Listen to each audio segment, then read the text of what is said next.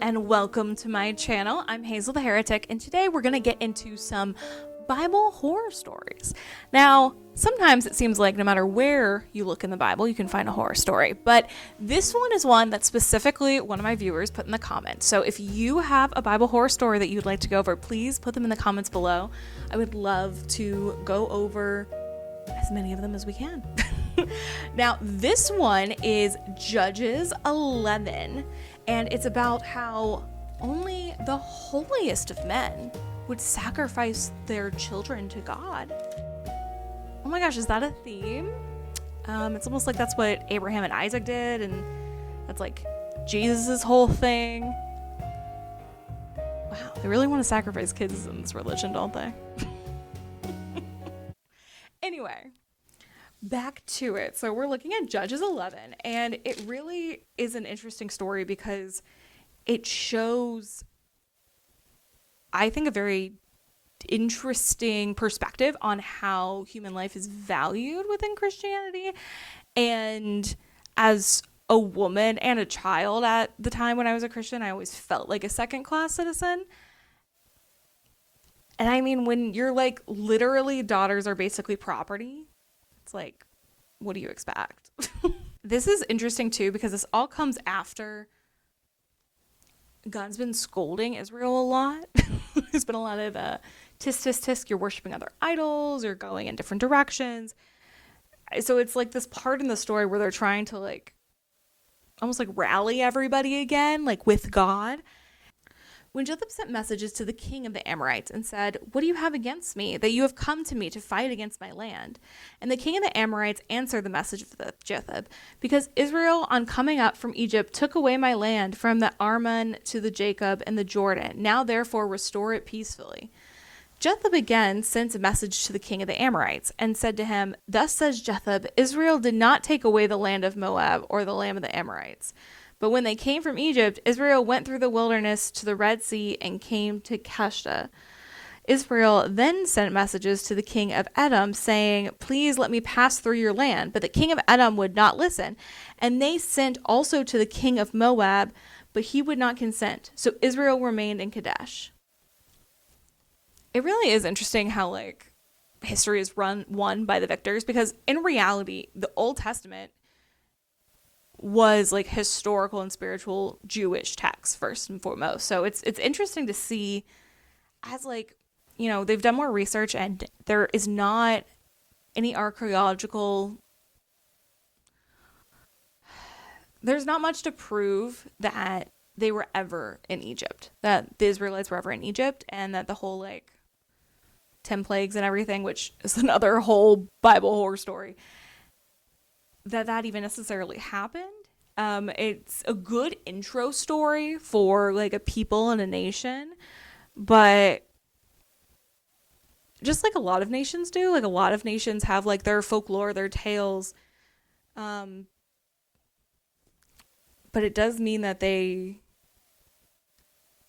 get to rewrite it in the way that they want to for their people. So it's important to keep in mind as we're reading it. Then they journeyed through the wilderness and went around the land of Edom and the land of Moab, and arrived on the east side of the lands of Moab, and camped on the other side of Aron. And they did not enter the territory of Moab, for Aron was the boundary of Moab. Israel then sent messengers to Shinon, king of the Amorites, king of Heshbon, and Israel said to him, "Please let us pass through your land to our country." But Shinon did not trust Israel to pass through the territory. So Shinon gathered all the people together and encamped at Jaz, and fought with Israel. And the Lord, the God of Israel, gave Shinon and all his people into the hand of Israel, and they defeated them. Isn't that such a nice explanation? Like, I'm not saying that like the story in general isn't true. I don't believe in God, but I'm not saying this historically isn't accurate, because I don't know. But isn't it so just nice to basically be like, oh yeah, all of our land, we got it because God wanted us to have it. It kind of feels very like Manifest Destiny kind of vibes. It's not great. Anyway. So Israel took possession of all the land of the Amorites who inhabited that country, and they took possession of all the territory of the Amorites from the Arnon to the Jebub, and Jabbok, and from the wilderness to the Jordan. And then the Lord, the God of Israel, disposed the Amorites from before his people Israel. And are you to take possession of them? Will you not possess what Chemosh our God gives you to possess? And all that the Lord your God has disposed before us, we will possess. Now are you any better than Balak the son of Zippor, king of Moab? Did he even contend against Israel? Or did he even go to war with them? While Israel lived in Heshbon and its villages, and its Ur and its villages, and all the cities that were on the banks of Arnon, 300 years, why did you not deliver them within this time? I therefore have not sinned against you, and you do not wrong, and therefore I have not sinned against you, and you do me wrong by making war on me. The Lord, the judge, decided this day between the people of Israel and the people of Ammon. And the king of the Ammonites did not listen to them, to the word of Jephthah that he sent to him. See, it's interesting because honestly, probably the other side was probably doing the same thing. Like a lot of people had their own like gods and religions, and they blame all their victories and loss. It's interesting. All the victories on the God, all the losses on the people, at least in Christianity, but not necessarily in other things. Now, I do want to apologize to Jewish people because I don't know as much about the historicalness of specifically like everything that happened in this parts of the Bible. I just know it from what I've experienced as a Christian. So please don't take anything personally. Unless you're a Christian. No, I'm teasing.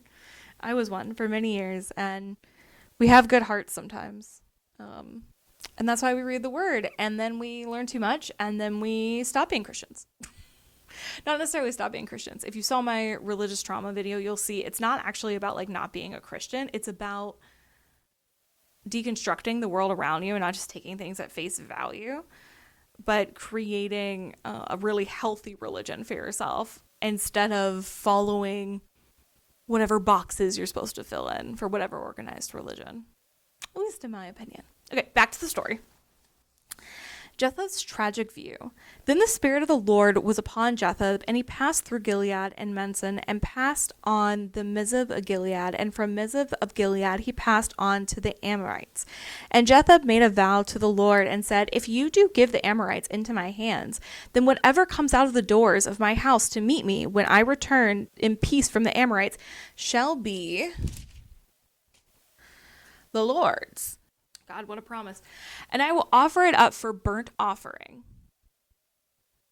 So Jephthah crossed over the Amorites to fight against them, and the Lord gave them into his hands. And he struck them with the Amar to the neighbor of Menth, 20 cities, and as far as Abel Keren with a great blow. So the Amorites were subdued before the people of Israel. I wonder if he even needed to make that promise. Like, was it like an extra little like help? Let me reread that. Because, spoiler alert, that's the promise that he screws himself a little bit there. But yeah, I don't even know if he needed to make that promise. Like, it just kind of seems like it comes out of nowhere. Because it says, then the Spirit of the Lord was upon Jephthah, and he passed through Gilead and Menson, and passed on to the Mizpah of Gilead, and from Mizpah of Gilead he passed on to the Ammonites. And Jephthah made a vow to the Lord, and said, if you will give me the Amorites into my hands, then whatever comes from the doors of my house to meet me when I return in peace from the Amorites shall be the Lord's, and I will offer it up for burnt offering. I guess you like assume God wouldn't let what's happening happen if he made that promise. I guess it could be a surprise, but then that makes God really bad. Okay, anyway, I'm just going to keep reading, and then we'll all figure it out together. Then Jephthah came to the house of Mizpah, and behold, his daughter came out to him with tambourines and with dance. She was his only child. Besides her, he had neither son nor daughter. What is it with the Bible and sacrificing only children? Like, genuinely? why? I understand that's like Jesus's whole thing, you know, is like he sacrificed himself as like the one and only son for our thing. Abraham's son was like the precursor to that with like Abraham and Isaac, but it's happening here too. It's definitely like, I'd say a very troubling reoccurring theme. Like, it's not just a motif. It's like, if you believe this literally happened, these are like kids' lives. Okay. Anyway, behold, his daughter came out to meet him with tambourine and with dances. She was his only child. Besides her, he had neither son nor daughter. I love how it's still in relation to him, but whatever. And as soon as he saw her, he tore his clothes and said, "Alas, my daughter, you have brought me very low, and you have become the cause of great trouble for me." So that's where they get the victim blaming from. Like, that's ridiculous. You made a vow to God that you'd kill whatever came out of your house. Your daughter walks out to greet you. She's excited. She's dancing. And obviously you're very upset because you made an insane vow to God and now you have to kill your daughter. So like, I get being upset. But you blame her? You're like, you're causing my distress. It's my one and only daughter. And it's like, does she not have her own life? Like, I mean, whatever. It's just crazy. Genuinely insane. Just shows like the difference and like the value of life between one person and another. Second-class citizen. Fun. "Alas, my daughter, you have brought me very low, and you have become the great trouble for me. For I have opened my mouth to the Lord, and I cannot take back my vow." And she said to him, "My father, you have opened your mouth to the Lord. Do to me according to what has gone out of your mouth. Now the Lord has avenged you on the enemies of the Amorites." It just sounds kind of funny. I don't... "My father, you have opened your mouth to the Lord. Do to me according to what has gone out of your mouth. Now the Lord has avenged you on the enemies, on the Amorites." So she said to her father, Let this thing be done for me. Leave me alone 2 months, that I may go up and down on the mountains and weep for my virginity, I and my companions."